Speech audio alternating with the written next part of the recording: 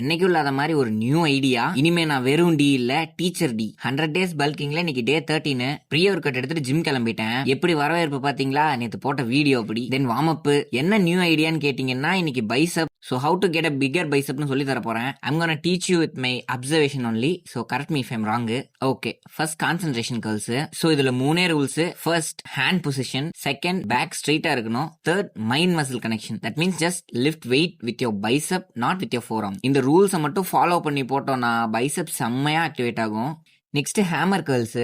ஒரு important work out for bicep. Because பிராங்கியாலிஸும் long ஹெட்டும் ரொம்ப ஆக்டிவேட் பண்ற ஒரு பெஸ்ட் ஒர்க் அவுட்னா அது ஹேமர் கர்ல்ஸ் தான். இதுக்கு இன்னொரு பிளஸ் பாயிண்ட் ஃபோர் ஆமும் ஆக்டிவேட் பண்ணும். இதுக்கு ரூல்ஸ்னு பெருசா இல்ல.